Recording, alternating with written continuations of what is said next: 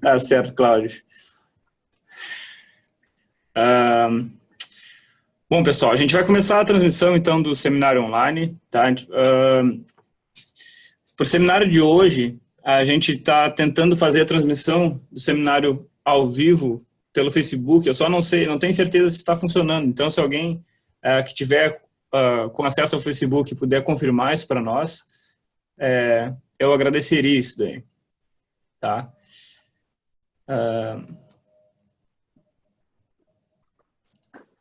Eu não sei se está funcionando. Putz. Bom, enfim, essa é a versão teste do Facebook. Primeira vez que a gente vai tentar passar isso para o Facebook também. Então, oficialmente a gente vai iniciar o seminário, então uma boa noite a todos. Muito obrigado à participação de todos e obrigado àqueles que se inscreveram para participar desse seminário, que hoje tem o título De onde vemos e para onde vamos, a contribuição do Ministério da Saúde na última década para a promoção de atividade física no Brasil. Então, é um prazer poder convidar e ter nesse seminário a professora, a doutora Débora Carvalho Malta. Muito obrigado pelo aceite, por participar desse convite, Débora. Então, a professora Débora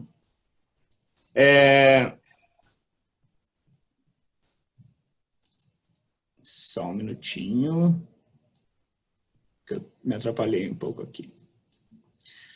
Bom, então, a breve apresentação da Débora.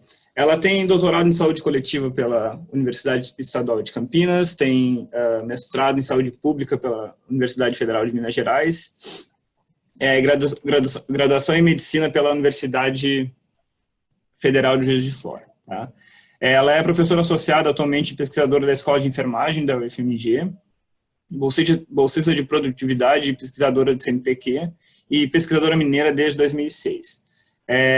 A Débora, ela trabalhou como diretora do Departamento de Vigilância de Doenças e Agravos Não Transmissíveis e Promoção da Saúde no Ministério da Saúde por 12 anos, e ela vai compartilhar um pouco desses 12 anos de trabalho que ela teve à frente de alguns dos inquéritos que hoje são bastante conhecidos por nós, o pessoal da atividade física e de outras áreas, né? Como, por exemplo, o Vigitel, a Pesquisa Nacional de Saúde, a PENSE, etc.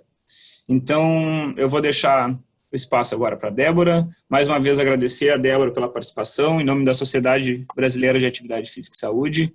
É um prazer ter a tua participação aqui, Débora. Então, tudo contigo. Muito obrigada, Gregory. É um prazer estar com você e com todos os colegas que estão hoje à noite e reservaram esse espaço para o nosso diálogo. Eu agradeço a iniciativa da Sociedade Brasileira de Atividade Física e Saúde e acho que é muito oportuno, né? Então, essa conectividade, né? Gregory está lá na Austrália, a gente aqui no Brasil, cada um na sua casa, na escola, e a gente poder travar esse diálogo. Achei muito interessante esse convite para fazer um pouco a reflexão do que foram essas políticas públicas de indução da atividade física no Sistema Único de Saúde. Então, Gregory, é um prazer a gente poder conversar hoje. Eu vou tentar fazer o compartilhamento da apresentação, né? Então, se eu não conseguir num primeiro momento, vocês me desculpem, mas enfim.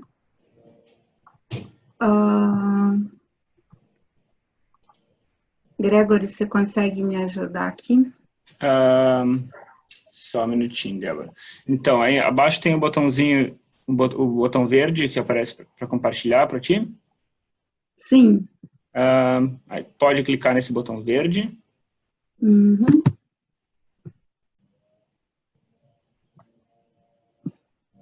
Ótimo. Muito bem. Bom, então eu vou...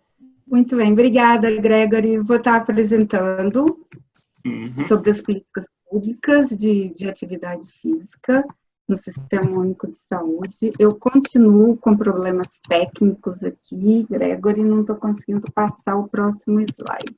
Não, Débora. Se tu apertar ESC na tua tela aí.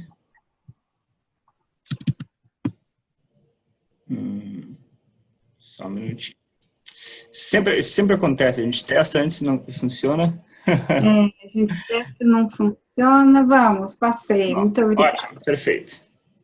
Bom, então, o que eu pensei da gente conversar um pouco sobre a política de promoção da saúde, a formação da rede de promoção da saúde no Sistema Único de Saúde, sobre o financiamento dessa rede, as induções em relação à capacitação, comunicação, depois falar um pouco sobre a vigilância de doenças crônicas, esses inquéritos que o Gregory se referiu, falar de uma ação muito importante nesse processo de indução, que foi a avaliação dos programas de atividade física, depois sobre o plano de enfrentamento das doenças crônicas, e, por fim, falar da Academia da Saúde, pensar um pouco nos desafios e nas perspectivas, né?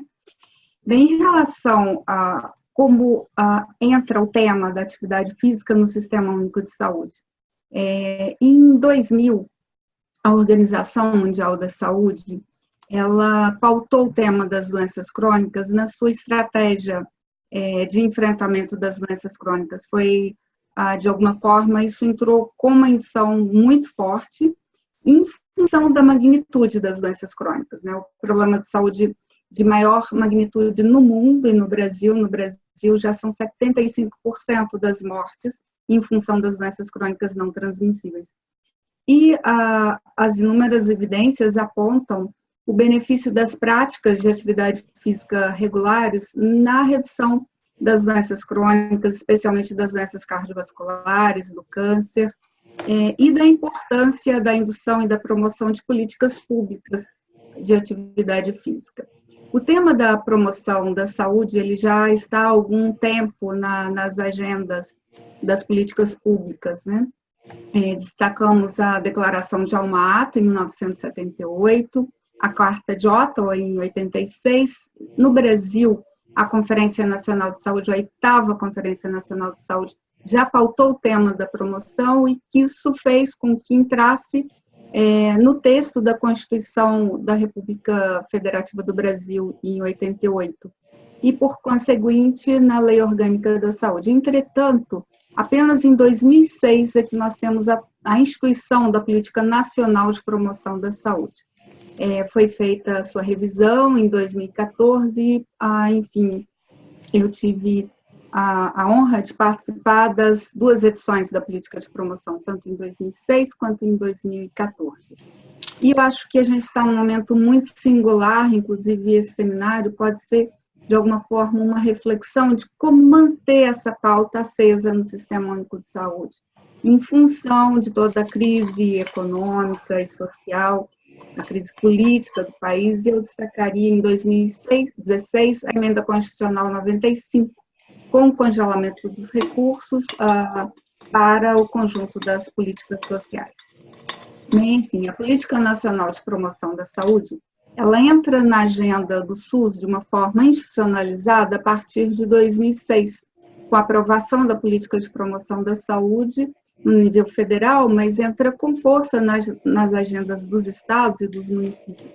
E ela representa um diálogo importante entre a saúde e os demais setores sociais, outros setores de governo e da sociedade em geral. E ela tem uma compreensão muito singular da integralidade do cuidado, da construção de políticas públicas favoráveis à vida, a toda a reflexão sobre a importância da articulação intersetorial. Então, a Política Nacional de Promoção da Saúde, ela destaca suas prioridades de intervenção, e isso foi uma grande oportunidade para que estados e municípios conseguissem inserir temas como alimentação saudável, atividade física, enfrentamento do tabaco, do álcool, dos acidentes de trânsito, do desenvolvimento sustentável nas suas agendas cotidianas, Então, isso gerou, do ponto de vista prático, né, uma série de agendas locais e da prioridade desses temas no cotidiano do Sistema Único de Saúde. Num contexto mais global, nós temos, então, em relação às doenças crônicas, em 2000, né, um marco que, pelo OMS, foi lançado, então, a Estratégia Global de Prevenção das Doenças Crônicas Não Transmissíveis.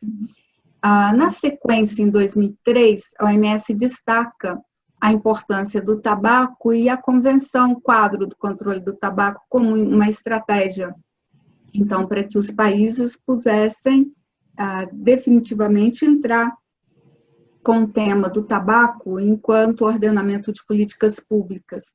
Em 2004, é lançada, então, a Estratégia Global de Atividade Física e Saúde. Isso pauta governos e faz com que o Brasil priorize essa agenda.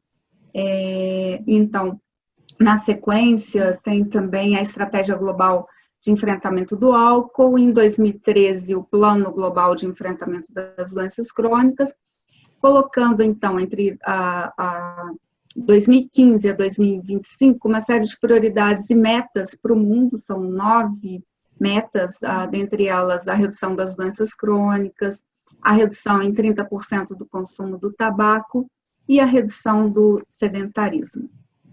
No Brasil, esse slide, de alguma forma, reflete 10 anos dos temas da atividade física na entrada, né, na promoção da saúde, quer dizer, seriam os marcos da atividade física no Sistema Único de Saúde. Eu destacaria, então, em 2005, a própria Organização da Vigilância de Doenças Crônicas. A Coordenação de Vigilância de Doenças e Agravos Não Transmissíveis, ela foi de 2003, dentro do contexto da criação da Secretaria de Vigilância em Saúde. Mas foi em 2005 que nós lançamos essa publicação, onde ela define com mais clareza as prioridades e como seria a organização da vigilância adjudante e os seus inúmeros inquéritos. Em 2006, a gente tem, então, o marco da Política Nacional de Promoção da Saúde e também o início dos editais destinados aos municípios e aos estados, para que eles pudessem organizar ações de promoção da saúde. Então, na sequência, a gente tem uma série de atividades que eu vou estar detalhando ao longo da minha fala, mas ao final eu vou retornar a esse slide, porque de alguma forma eu acho que ele sintetiza os principais marcos, né, entre as ações de comunicação, as ações de vigilância, o plano de enfrentamento das doenças crônicas e as atividades de avaliação. Bem, então, eu vou começar destacando a organização de vigilância de doenças crônicas não transmissíveis no Sistema Único de Saúde. Como é que se deu, então, a partir dessa organização, o monitoramento de um tema tão caro e tão importante dos indicadores de atividade física no Sistema Único de Saúde. Bem, esse fluxograma eu considero da maior relevância, e para mim isso é um legado para a saúde pública brasileira, onde a gente, ao longo de uma década, teve a oportunidade de organizar um conjunto de inquéritos, articulando, então, inquéritos domiciliares, inquéritos escolares, inquéritos telefônicos, e nas portas de entrada de urgência. Então, com esses inquéritos, é possível que nós possamos monitorar um conjunto de fatores de risco, dentre eles as doenças crônicas não transmissíveis. Os inquéritos domiciliares, eles, então, são organizados a cada 5 anos. O primeiro inquérito, ele nasce exatamente com a criação da vigilância de doenças crônicas, uma parceria entre a SVS e o INCA, foram pesquisados na época 17 capitais. Em 2008, na PNAD, inserido no suplemento de saúde do IBGE, nós conseguimos inserir um bloco muito importante, que foi o bloco da atividade física, o mesmo questionário do Vigitel. Em 2013, a Pesquisa Nacional de Saúde, a mais ampla pesquisa de saúde já realizada junto à população brasileira, também tem sequência o questionário de atividade física, mesmo questionário do Vigiotel. A pesquisa em escolares, ela teve início em 2009, já temos 3 edições, a previsão é que ela ocorra a cada 3 anos. Os inquéritos telefônicos, o Vigitel, né, eles iniciaram em 2006 e são inquéritos contínuos. Isso representou uma importante parceria entre o Ministério da Saúde e o NUPENS, né, professor Carlos Augusto Monteiro. E o Vive Inquéritos são inquéritos nas portas de entradas da urgência, inquéritos sobre acidentes e violências. Bem, essas pesquisas, então, elas monitoram os principais fatores de risco das doenças crônicas. Essa foi uma análise que nós fizemos com os dados do IGBD, mas aqui o principal fator de risco, como a dieta inadequada, a atividade física está entre os 10 principais fatores de risco, e todos os que estão assinalados em vermelho são inquéritos monitorados por essas pesquisas, né? Então, destacando novamente o Vigitel, ele teve início em 2006, são feitas, então, anualmente 2.000 entrevistas em cada capital brasileira, ao todo 54.000 entrevistas entre adultos, e ele aborda uma série de temas, né, dentre eles o consumo do álcool, do tabaco, da dieta, da atividade física, e permite o monitoramento de uma série de indicadores. A PENSE, são já 3 edições realizadas, inquéritos escolares de 13 a 17 anos, ampliado então em 2015, anteriormente a população-alvo era de 13 a 15, agora nós atingimos 13 a 17 anos. E também uma importante parceria com o IBGE, né? Como vocês podem ver, o IBGE é um importante parceiro e nós temos que, de fato, fortalecer para que essas pesquisas elas entrem definitivamente no calendário do IBGE. A Pesquisa Nacional de Saúde, então, representou, de alguma forma, o ápice dessa parceria, na medida que ela entra na amostra mestra do Sistema Integrado de Pesquisas Domiciliares do IBGE e como uma pesquisa solteira, né? Então, foram entrevistados mais de 64.000 domicílios, foram pesquisados, e ela é uma pesquisa muito ampla sobre condições de saúde, uso e acesso aos serviços, continuidade de cuidados, temas de doenças crônicas, fatores de risco, enfim, muita coisa ainda tem para ser analisado, mas nós já analisamos possivelmente a pesquisa mais analisada do país, né? São mais de 100 artigos, 5 números temáticos, o último número temático na Revista de Saúde Pública, em 2017. Eu destaco também um suplemento internacional na revista Equity, onde nós demos uma ênfase às desigualdades em saúde.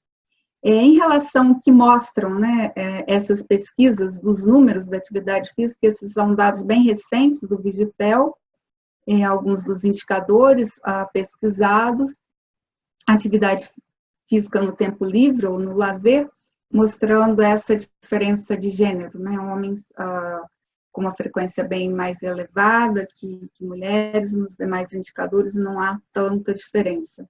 Há uma diferença importante segundo a escolaridade, então a atividade física no tempo livre, 12 anos e mais de escolaridade, a prevalência é de 47% e menos da metade, 23% na população de 0 a 8 anos, mostrando, então, a importância de políticas públicas que promovam a atividade física nessas populações que não têm acesso, né? Então, políticas públicas com esse foco, né? Buscando a inclusão de populações que, de alguma forma, não têm a oportunidade da prática da atividade física no seu cotidiano. Aqui, mostrando também como esses dados são desiguais, a gente pode ver em relação ao indicador de inatividade física e de assistir televisão, que, ao contrário, são mais elevados na população de baixa escolaridade.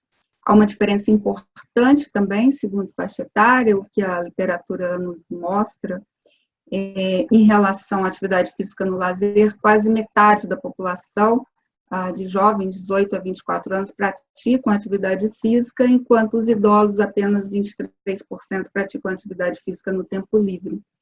A inatividade física, assistir televisão por 3 horas ou mais, já é o oposto, né? Populações de idosos têm prevalências mais elevadas.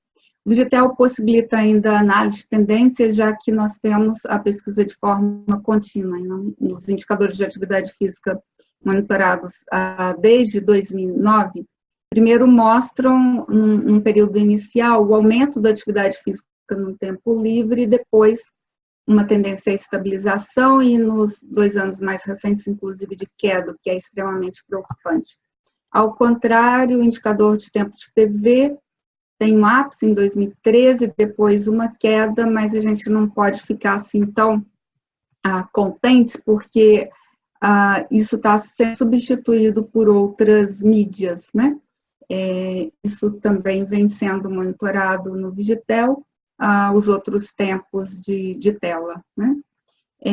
Aqui os dados da Pense, que mostram também uma diferença segundo sexo, né? Então, meninos, adolescentes já praticam quase que o dobro da atividade física que meninas, né? 44% entre meninos e 25% entre meninas, na atividade física acumulada em 300 minutos, né? Então, esse indicador, ele pesquisa 3 diferentes domínios, e a métrica acaba sendo um pouco diferente, até porque são feitas diversas perguntas em relação ao indicador 300 minutos globais, onde é feita uma única pergunta, né, em relação número de dias na semana onde se pratica 1 hora ou mais de atividade física. A vantagem desse indicador é ele ser comparável com outras pesquisas internacionais. E as aulas de educação física, mais que 2 vezes na semana, em torno de 50% dos alunos referem a essa prática. Bem, agora eu vou passar a falar um pouco sobre a rede de promoção da saúde, dando destaques ao financiamento, à capacitação, comunicação, a articulação intersetorial, e depois vamos abordar o tema da Academia da Saúde.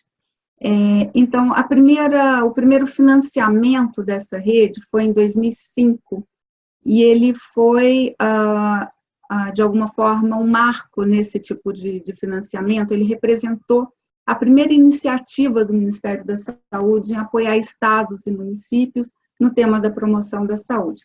E como estávamos um ano após o lançamento pela OMS da Estratégia Global de Atividade Física em Saúde, esse financiamento ele foi destinado aos estados e às capitais para que eles desenvolvessem projetos específicos de atividade física e de alimentação saudável, né? Então, isso constitui um marco, e nos anos seguintes, entre 2006 a 2010, o Ministério da Saúde ele destinou recursos que somaram ao longo desse tempo 210 milhões, e os municípios e estados acessavam mediante propostas que eram julgadas por equipe técnica do Ministério da Saúde, parceiros de instituições de ensino e pesquisa, em relação aos melhores projetos, né? Então, em função de limitação orçamentária, não era possível, naquela época, atender a todos, né, de forma universal.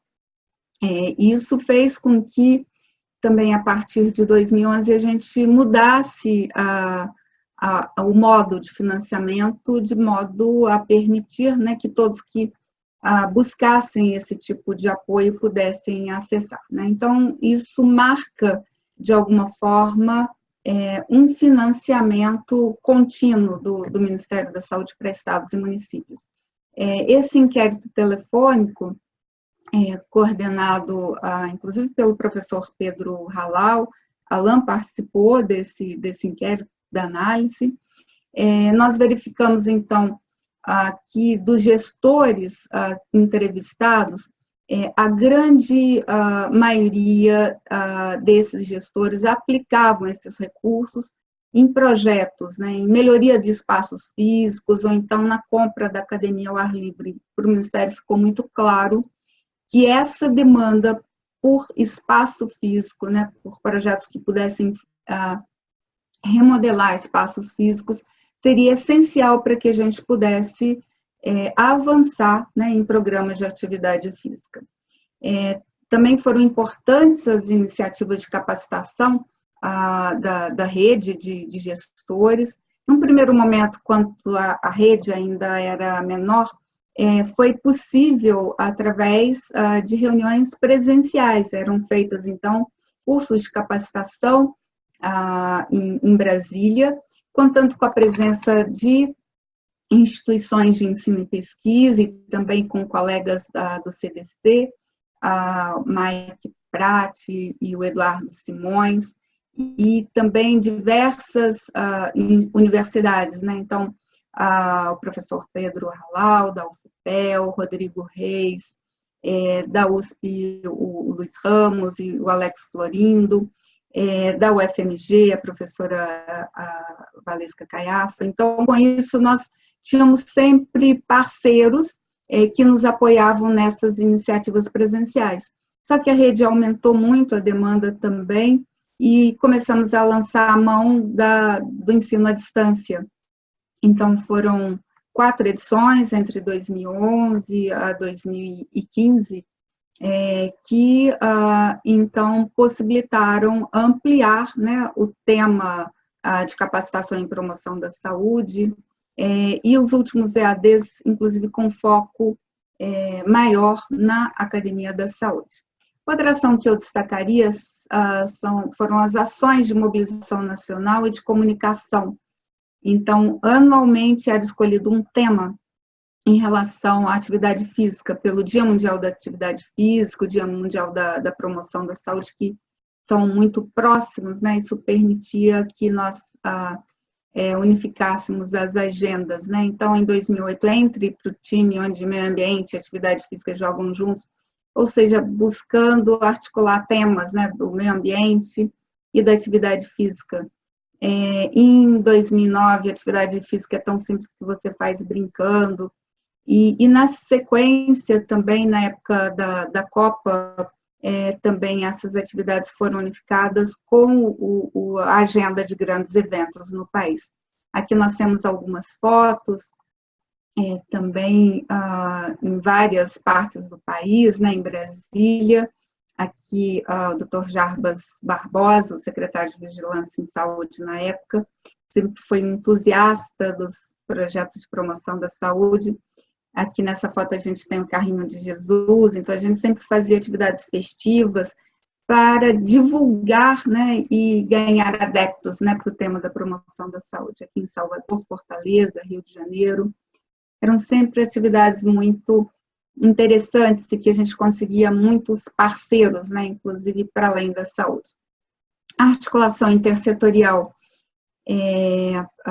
Em 2009, nós lançamos um Plano Nacional de Atividade Física, e que, enfim, eu acho que foi um passo importante, mas eu diria que ele não foi plenamente exato, né? Mas, enfim, muitas ainda inconclusas, especialmente essa ação editorial.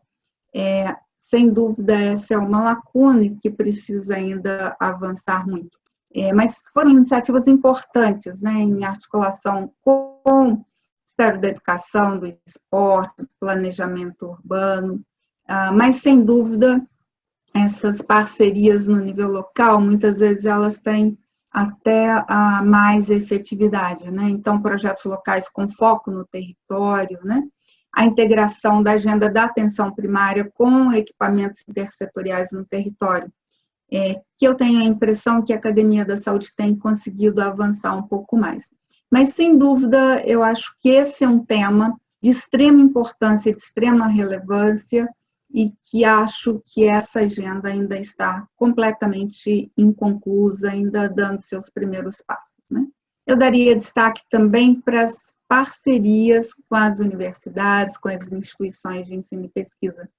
E destacaria a importância da rede guia, né? Guia útil de intervenções para atividade física no Brasil e na América Latina. Então, o projeto Guia, ele nasce de uma parceria que envolve o Ministério da Saúde, o CDC, a Universidade de St. Louis, a OPAS Washington e diversas universidades brasileiras, né? A UFPEL, a USP, a UFMG, a PUC Paraná, a Universidade de Sergipe. E isso representou um movimento muito positivo de fazer conexões, troca de experiências. Então, essa rede ela foi muito poderosa e articulava também experiências da Colômbia, experiências dos Estados Unidos.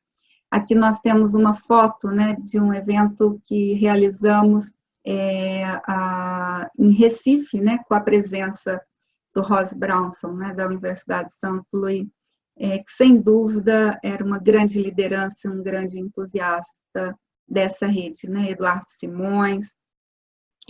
Aqui uma outra reunião na Austrália, num dos congressos globais de atividade física e de saúde, também com a presença do Ross Brownson, do Eduardo Simões, do Pedro Halal, do Luiz Ramos, do professor Luiz Ramos, da Diana Parra, enfim, foram agendas muito importantes que impulsionaram essa rede.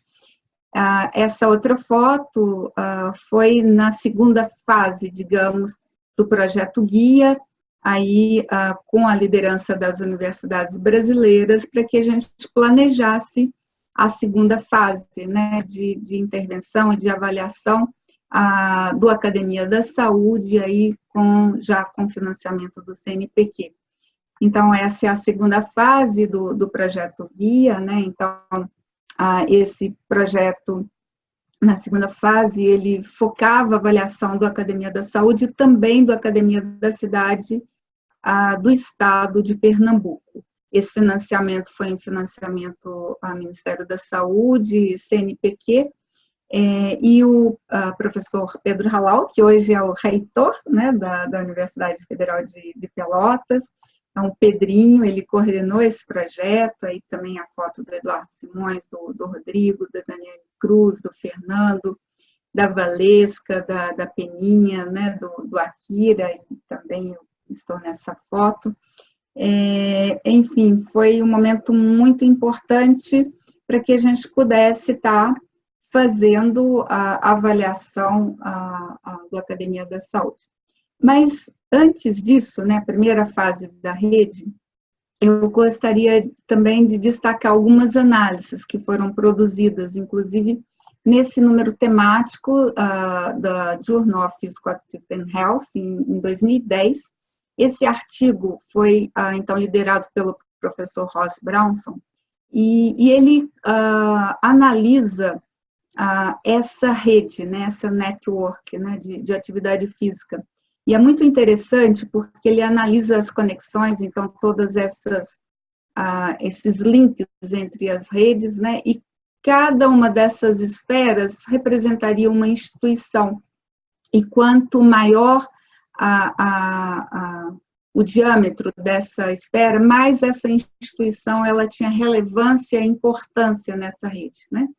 E eu destacaria, então, essa, digamos, é uma das maiores esferas, eu diria a segunda maior esfera, era justamente o Ministério da Saúde, né?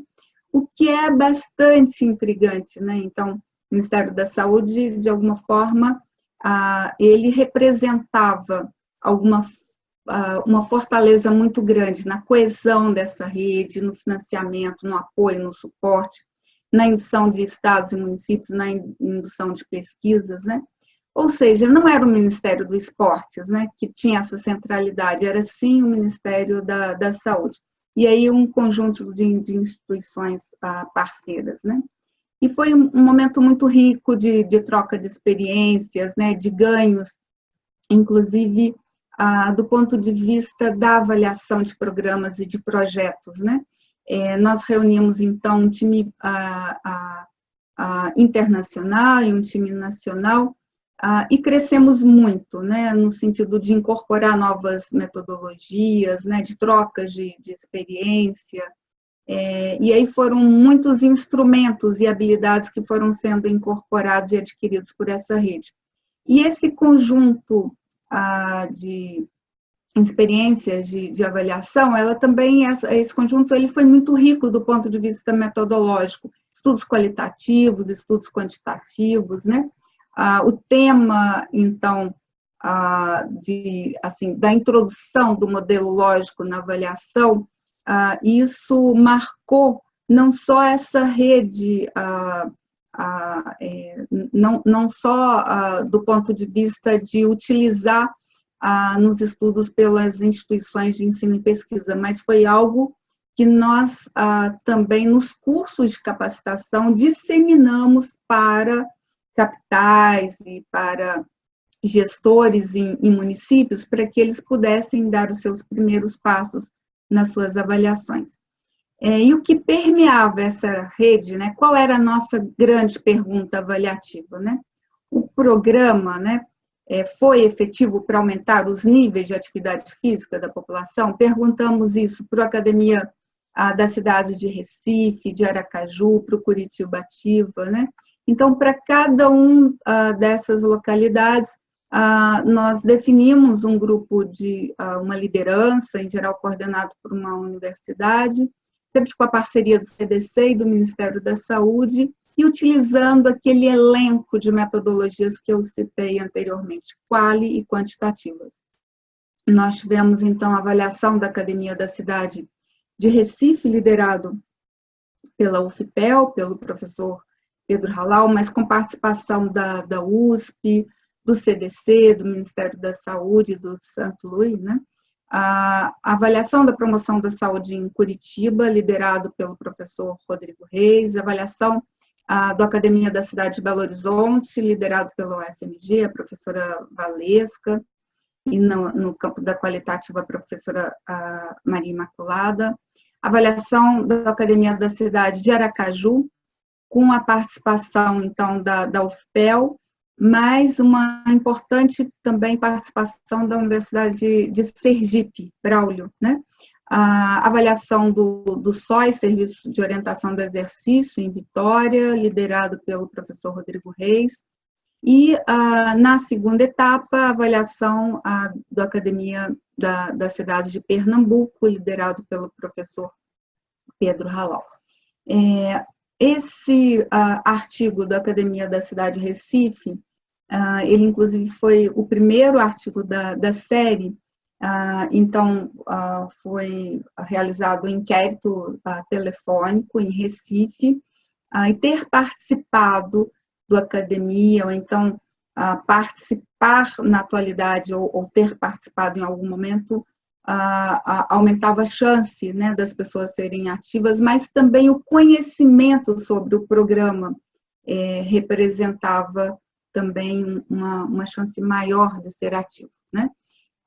Utilizamos várias metodologias diferentes em Recife, por exemplo, o SOPARC, que é a avaliação, a observação dos ambientes. No Curitiba-Ativa também uma série de metodologias foram aplicadas pelo professor Rodrigo, e uma evidência importante, ter equipamentos de atividade física na proximidade aumentava os níveis de atividade física. Aqui em Aracaju, resultados semelhantes, mas mostrando a importância do Academia na promoção da atividade física. O SOI, Serviço de Orientação do Exercício em Vitória, coordenado pelo professor Rodrigo Reis, mostrando também a boa avaliação dos participantes, dos usuários em relação aos profissionais. A avaliação da Academia de Belo Horizonte, esse foi um desenho bem interessante, porque ele pegava antes mesmo da intervenção, uma amostragem muito bem definida, e ainda tem muita publicação a ser divulgada, porque com isso nós fizemos vários estudos nessa região de Belo Horizonte, mas sempre mostrando a importância da academia na redução das iniquidades em saúde e promovendo a entrada de pessoas com menor escolaridade, menor renda, idosos e mulheres, incluindo essas pessoas na prática da atividade física. Esse conjunto de evidências foi fundamental, inclusive, para o Community Guide, para a inclusão de novas categorias, né, de intervenção comunitária, né? Então, projetos comunitários com aulas de educação física mostrando o benefício desse tipo de intervenção, de políticas públicas e planejamento para a comunidade e atividade física na escola. Então, o Brasil contribuindo no crescimento das evidências de atividade física. Foram diversas publicações, e aqui eu destacaria também uma análise no Saúde Brasil, e um livro que foi totalmente dedicado, né, à avaliação da efetividade dos programas de atividade física no Brasil e coordenado aí pelo Alan Knut, né, professor Alan Knut, que hoje está na Universidade do Rio Grande, o professor Pedro Halal, e a gente pretende fazer um semelhante, não é, Gregory, coordenado pelo Gregory, para os projetos mais recentes, né, que desse time aí, olha, de 2011 a 2014, com financiamento do CNPq, liderado, então, pelo professor Pedro Halal, tem uma série de estudos ainda não reunidos num único exemplar, né? Então, já tem publicação do professor Alex Florindo, tem publicação da professora Valesca, do Pedro e do Eduardo, mas ainda tem muita coisa por sair e eu acho que precisa também de dar unidade para tudo isso. Então, eu gostaria de destacar nessa leva de avaliação do Academia, essa análise de Pernambuco. Então, o primeiro autor é o Eduardo Simões. Foram feitas, então, 3 pesquisas em campo para avaliar o impacto do Academia da Cidade de Pernambuco, uma amostra de 134 das 182 cidades do estado. Os inquéritos foram em 2011, 12 e 13, entrevistados entre cerca de 3.800 indivíduos em cada uma das ondas. Então, se constatou, né, que as cidades com o Academia da Cidade implantado, né, então a população, em especial as mulheres, elas eram mais ativas, mostrando a importância, então, desse tipo de programa na produção da atividade física populacional. Chegamos, então, em 2011, com o plano de ação para o enfrentamento das doenças crônicas não transmissíveis, né, um grande legado do Sistema Único de Saúde, definindo metas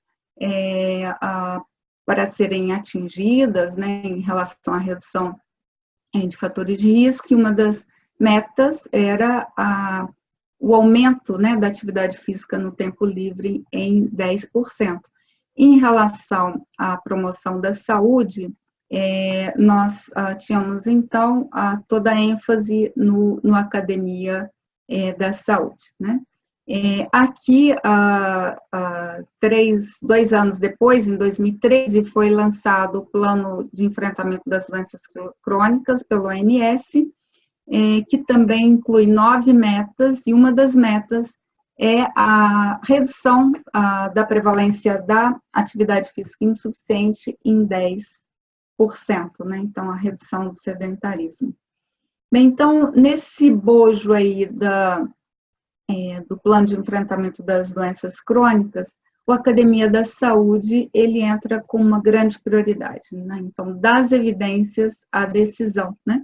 Então, o fato de nós termos feito todo esse movimento nos anos anteriores de avaliação dos programas de atividade física, né, dos PACs, né, Programa da Academia da Cidade, do Curitiba Ativa, fez com que houvesse evidência suficiente, né, de que o Academia, modelos de intervenção comunitária com a Academia da Saúde, eles poderiam ter um grande benefício no aumento da atividade física populacional. Então, foi inserido essa meta de construção nacional do programa Academia da Saúde, né, com uma meta de atingir 4.000 novas unidades até 2014, buscando, então, promover a equidade em saúde, a articulação com a atenção primária.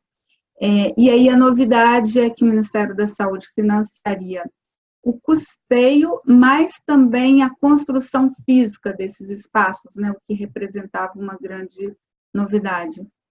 E aí, com plantas que eram ofertadas para que os municípios pudessem seguir, né, esse tipo de planta física, né. Então, essa aqui foi uma análise coordenada pelo Pedro e pelo Gregory, onde a gente verifica ano a ano a ampliação desse tipo de intervenção, né, do programa Academia da Saúde, né. Então, número de municípios habilitados saindo de 1.900 para 2.700 em 2014, enfim, habilitado inclui, né, os municípios que de alguma forma receberam do Ministério da Saúde a habilitação para a construção dos seus espaços, né. Então, pode significar o recebimento de uma primeira parcela para a construção do espaço, né. Na sequência, também, foram reconhecidos como atividades similares os municípios que, de alguma forma, já vinham desenvolvendo projetos de atividade física, seja por iniciativa local, seja por financiamento da própria rede anterior de atividade física. Então, se somados esses polos da Academia da Saúde com os polos similares habilitados, esse número poderia chegar em 4.200.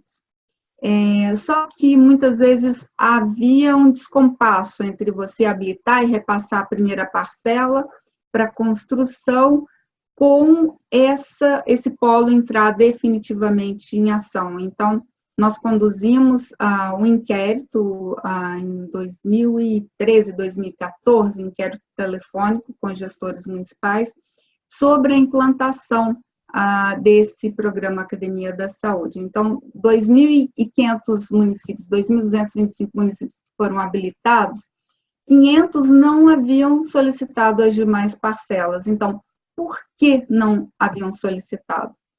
4,5 haviam concluído as obras, possivelmente, em pouco tempo, eles entrariam com esses polos em funcionamento. 24% ainda estavam com obras em funcionamento, 10% definitivamente interromperam as suas obras e 61% sequer haviam iniciado, por dificuldades no processo licitatório e, às vezes, por mudanças também na gestão. O novo prefeito, aquilo não interessava para o prefeito que havia vencido as eleições e o projeto era simplesmente descontinuado.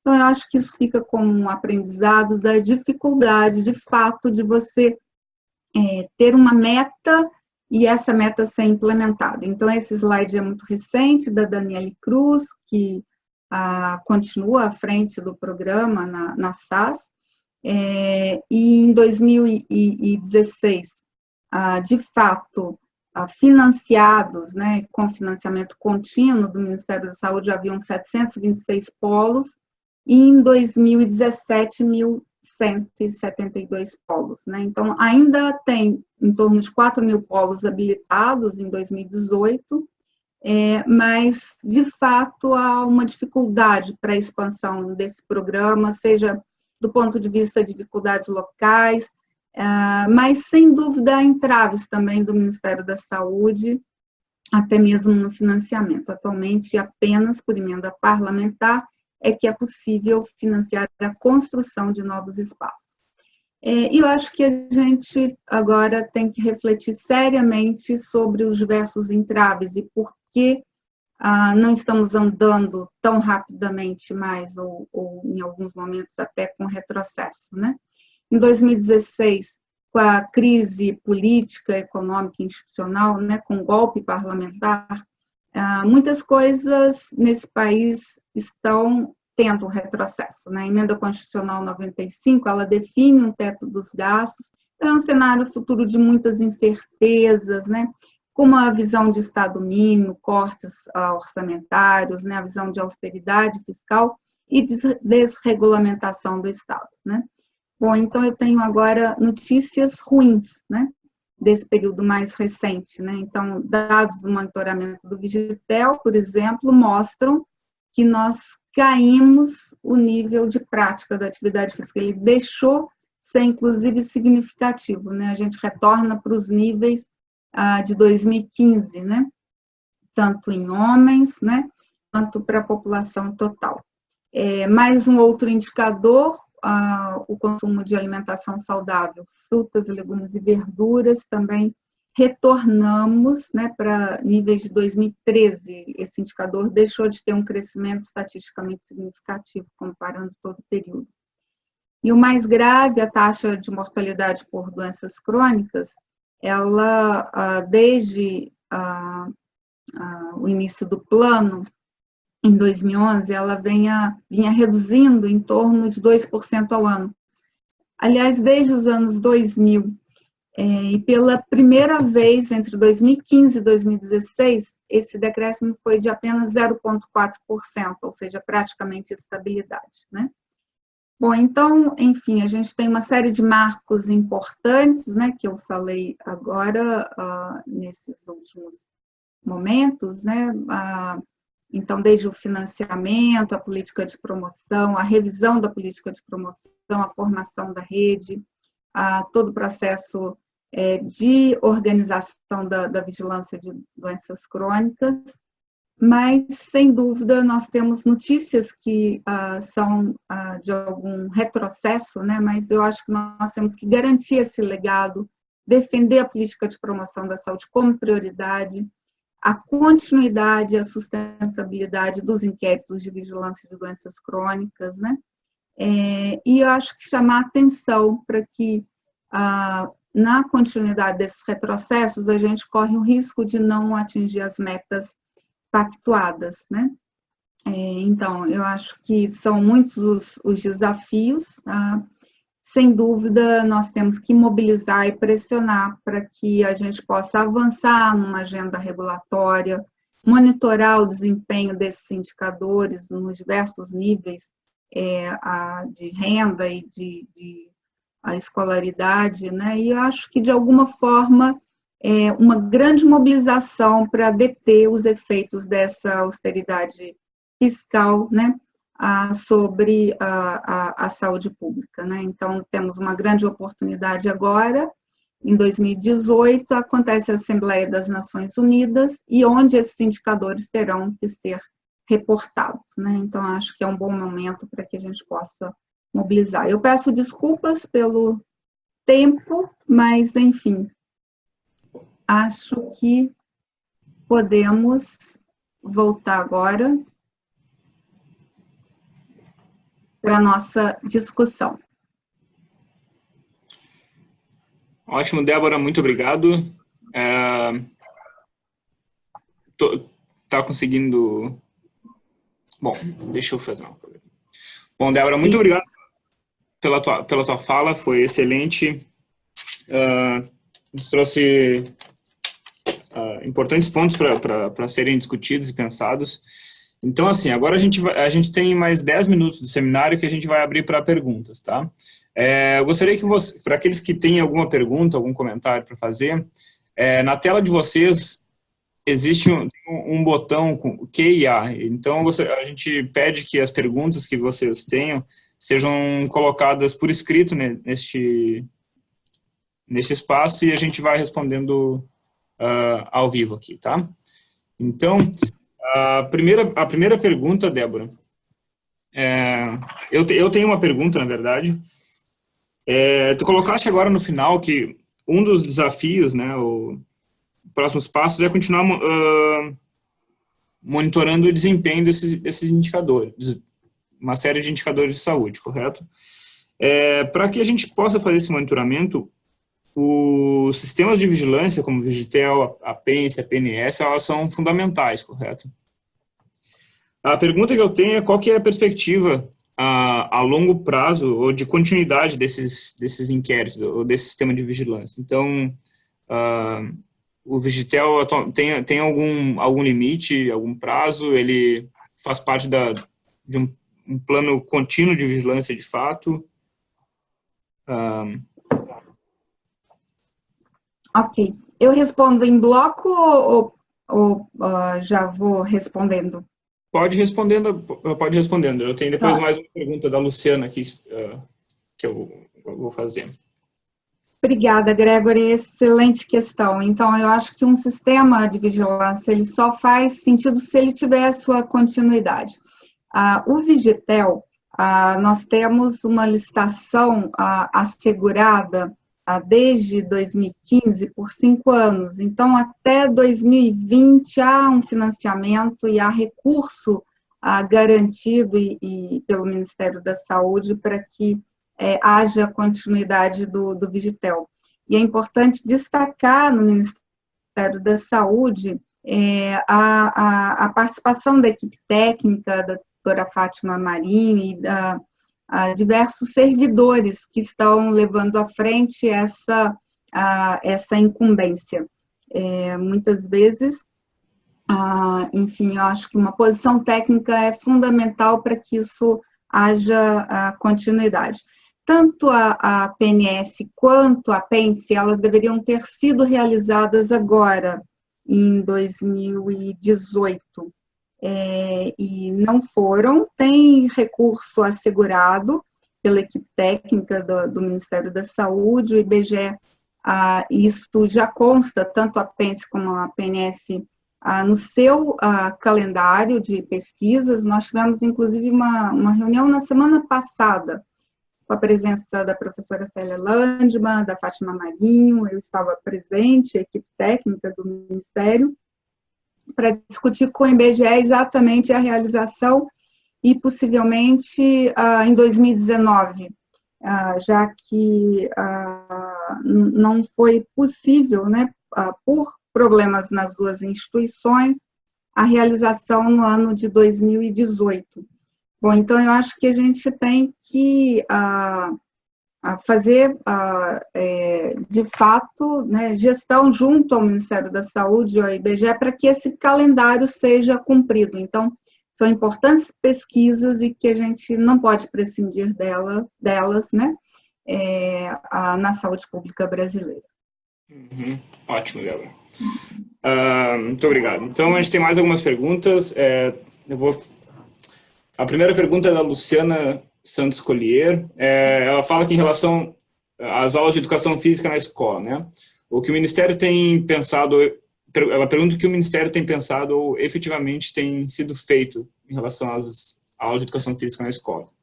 Ela fala que a criação de espaços saudáveis e a criação do hábito de atividade física no tempo de lazer depende de ações específicas nas aulas de educação física, né, especialmente ações que fujam do tecnicismo e de noções hegemônicas.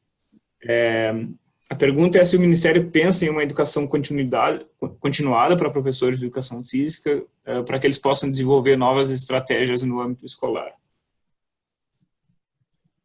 Bem, enfim, nós verificamos pela PENSE, né, que 50% apenas dos estudantes referem 2 aulas ou mais de educação física na escola. A gente esperaria um número, inclusive, mais elevado. A boa notícia é que não mudou entre 2012 e 2015, está estável. De fato, o Ministério da Saúde ele tem muito pouca ingerência em relação à escola e à própria capacitação dos professores na escola.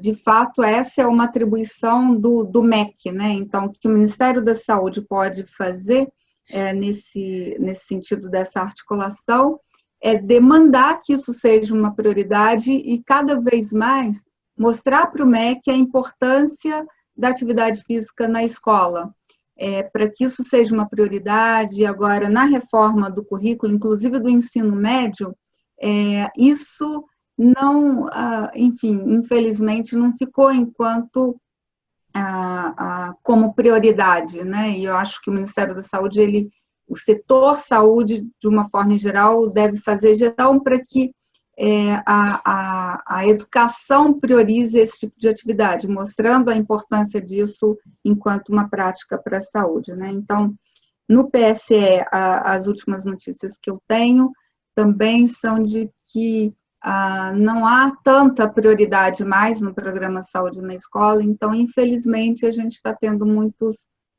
retrocessos, né, em pautas da promoção da saúde que antes eram consideradas prioridades. Ótimo, muito obrigado. Então, Débora, eu tenho mais 3 perguntas aqui, eu vou fazer elas juntas, tá bem? E aí, tem uma pergunta do Júlio Melo, tá? Ele agradece pela palestra, e a pergunta dele é na perspectiva de promoção de atividade física para crianças, né? Quais seriam as perspectivas ou os melhores caminhos no âmbito das políticas públicas? A gente tem uma pergunta do Elton Prates, que a pergunta dele é como atingir as metas da Agenda 2030 da ONU frente aos retrocessos dos indicadores apresentados. Tá? E uma pergunta do João Neto.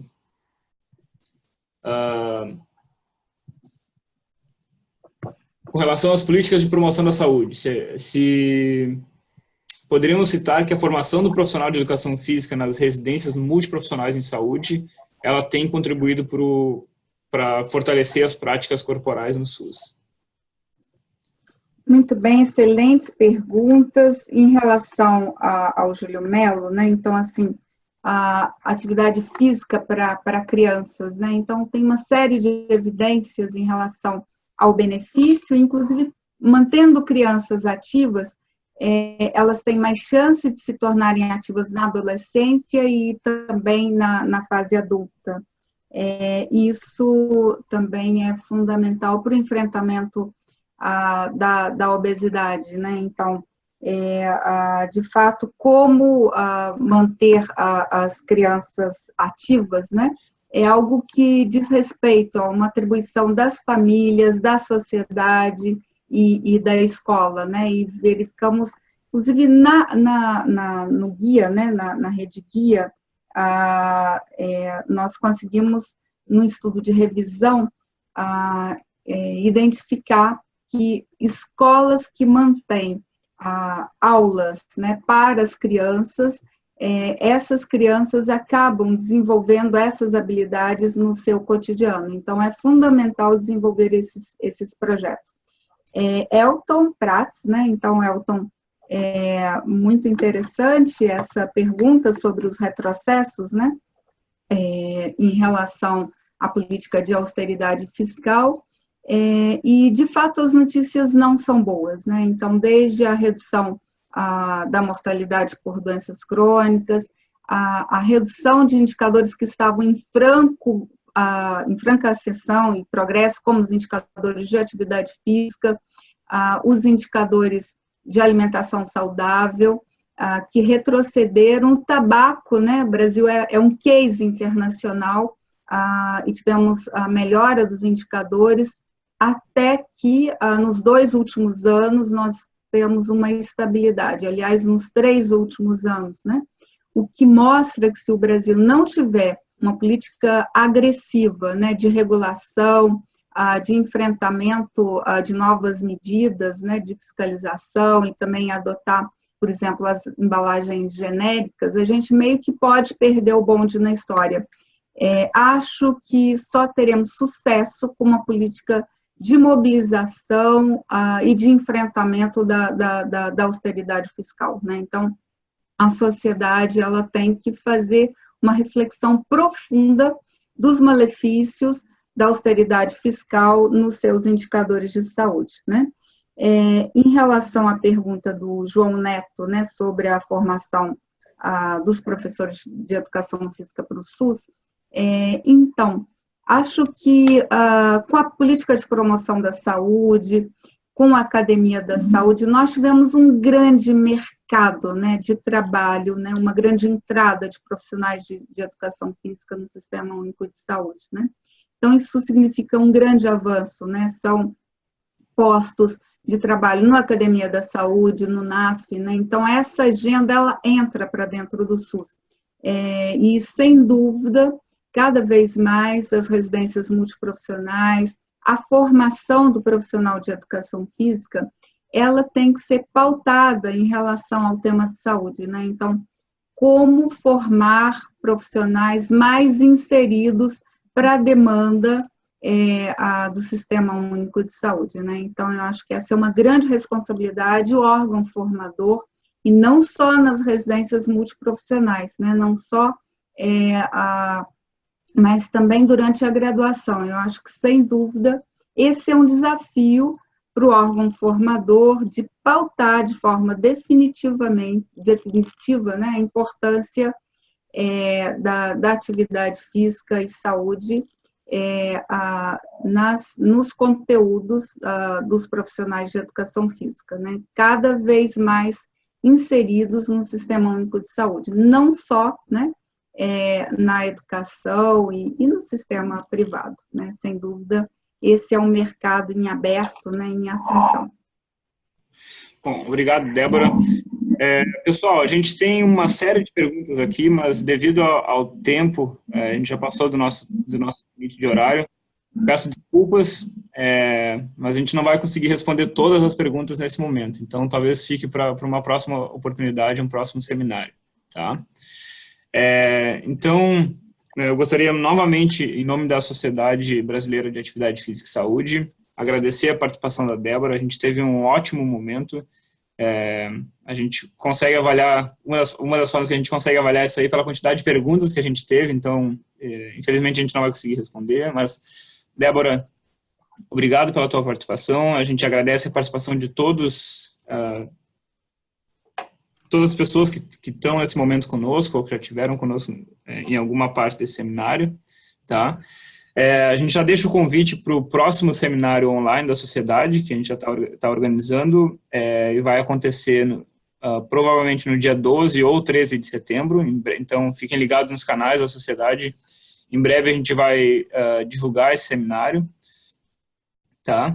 E a gente vai continuar nesse seminário, no próximo seminário, continuar com a temática de atividade física e SUS, o Sistema Único de Saúde. Então, deixo uma boa noite para a Débora, uma boa noite para todos.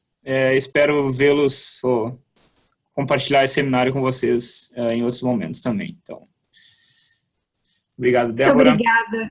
Obrigada, Gregory. Obrigada a todos que estiveram presentes. Foi um prazer estar com vocês e sempre à disposição. Um abraço. Um abraço. Até mais. Tchau, tchau. Até mais. Tchau, tchau.